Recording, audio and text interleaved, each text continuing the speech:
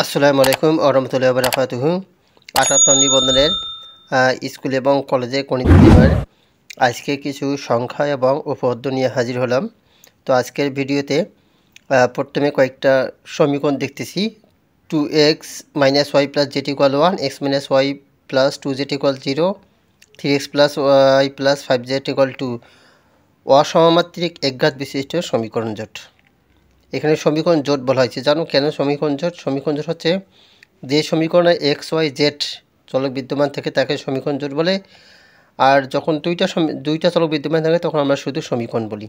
এটা একটু মনে রাখবা। সমীকরণ জোট বলতে কি, যেখানে তিনটা চলক বিদ্যমান থাকবে এক্স ওয়াই জেড, আর যেখানে দুইটা চলক বিদ্যমান থাকে সেখানে শুধু আমরা সমীকরণ বলবো।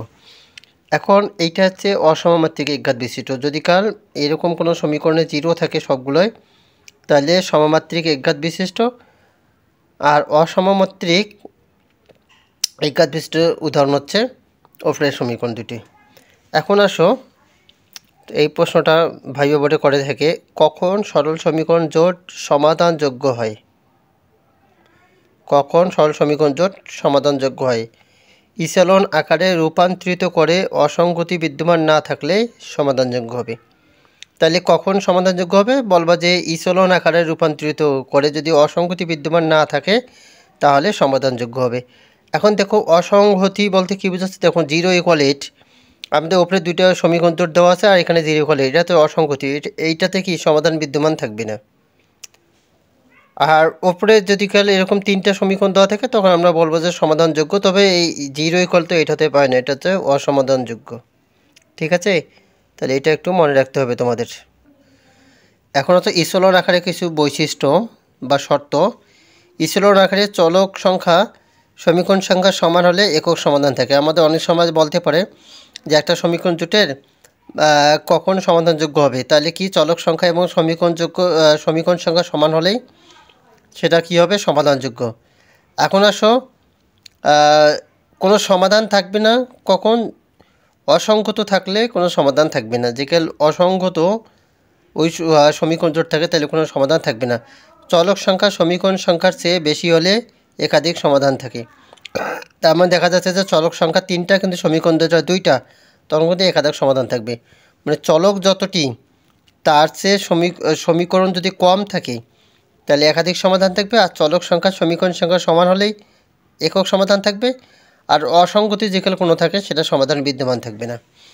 এখন দেখো, λi - a কে স্বাভাবিক ম্যাট্রিক্স এবং মডুলাস অফ λi - a = 0 কে স্বাভাবিক সমীকরণ বলে। এখানে ল্যামডা বলতে একটা ফিল্ড আর আই বলতে হচ্ছে কি একক অভেদ ম্যাট্রিক্স, আর এ একটা হচ্ছে ম্যাট্রিক্স। কর্ণকীকরণ কি? এটি বর্গ ম্যাট্রিক্স একে কর্ণিকীকরণ বলা হবে যদি একটি বিপরীতযোগ্য ম্যাট্রিক্স পি বিদ্যমান থাকে, যেন পি ইনভার্স এপি। তার মানে যদি বিপরীতযোগ্য হয় তাহলে সেটাকে আমরা কর্ণিকীকরণ বলবো কখন? যদি বিপরীত ম্যাট্রিক্স ইন্টু ওই বর্গ ম্যাট্রিক্স ইন্টু আবার মানে বিপরীত ম্যাট্রিক্স ইন্টু বর্গ ম্যাট্রিক্স ইন্টু আবার এই বিপরীত, মানে পিটা হচ্ছে বিপরীত। এবার হচ্ছে কেলি হ্যামিল্টন উপপাদ্য। তো কেলি হ্যামিল্টন কি বলেছে? ইনি কিন্তু ম্যাট্রিক্সের জনক। প্রত্যেক বর্গাকার ম্যাট্রিক্স তার স্বাভাবিক সমীকরণকে সিদ্ধ করে। প্রত্যেক বর্গাকার ম্যাট্রিক্স তার স্বাভাবিক সমীকরণকে সিদ্ধ করে। এখন হচ্ছে সাইন দ্বারা এন পদ পর্যন্ত যোগফল। সাইন দ্বারা এনতম পদে যেকাল যোগফলের কথা বলে, তাহলে সাইন ইন্টু এন গুণন কোণের সাধারণ অন্তর ডিভাইডেড 2 ডিভাইডেড সাইন কোণের সাধারণ অন্তর ডিভাইডেড 2 গুণন সাইন ইন্টু প্রথম পদের কোণ প্লাস n - 1 ইন্টু কোণের সাধারণ অন্তর ডিভাইডেড 2। আর কোসাইনেরও কিন্তু সূত্র একই, শুধু সাইনের জায়গায় সাইন আর যেকাল কোসাইন হয় তখন সাইনের জায়গায় কস হবে। তাহলে কস এবং সাইন এই দুইটার এন পদ পর্যন্ত যোগফলের সূত্রটা কি একই। সাইন যখন বলবে তখন সাইন হবে, কস হলে কস, আর আমাদের বাকি সব তত্ত্ব একই। এখন হচ্ছে যুক্তি কি? যুক্তি হচ্ছে কতকগুলি উক্তির সত্যতা স্বীকার করে উহাদের সাথে সম্পর্কযুক্ত অপর একটি উক্তির সত্যতা অনুমান করার প্রক্রিয়াকে যুক্তি বলে। যুক্তি কাকে বলে? কতকগুলো উক্তির সত্যতা স্বীকার করে উহাদের সাথে সম্পর্কযুক্ত অপর একটি উক্তির সত্যতা অনুমান করার প্রক্রিয়াকে যুক্তি বলে। ডি মর্গানের সূত্র আছে, দুইটা সূত্র আছে, এ ইউনিয়ন বি এর উপর পাওয়ার কত পূরক, তা ইকুয়াল এ পূরক ইন্টারসেকশন বি পূরক। তাহলে এ ইন্টারসেকশন বি পূরক ইকুয়াল এ পূরক ইউনিয়ন বি পূরক। এ গুণন বি এর সদস্যকে কি বলে? এটা ক্রমজোড় বলে। এ গুণন বি এর যখনই সদস্য বলবে তখন আমরা কি বলবো? এটা ক্রমজোড়। এরপর অন্যায় কি? অন্যায় হচ্ছে এ ও বি দুইটি সেট হলে বা এ ও বি সেট দুইটি সেট হইলে এ গুণন বি এর যে কোনো উপসেটকে এ সেট বি সেটের অন্তর। ঠিক আছে, এ সেটটা হবে বি সেটের অন্তর। ফাংশনের ডোমেন কি? F such that A tends to B একটি ফাংশন হইলে এফের সকল ক্রমজোড়ের প্রথম উপাদানগুলির সংগ্রহকে এফের ডোমেন বলে। তার মানে এফের যে এ আর বি আছে, তাহলে প্রথম ক্রমজোড় যেটা হলে এ এর মান, সেটা হচ্ছে কি আমাদের ডোমেন। আর রেঞ্জটা হচ্ছে কি? F such that A tends to B একটি ফাংশন হইলে এফের সকল ক্রমজোড়ের দ্বিতীয় উপাদানগুলোর সংগ্রহকে এফের ডোমেন বলে।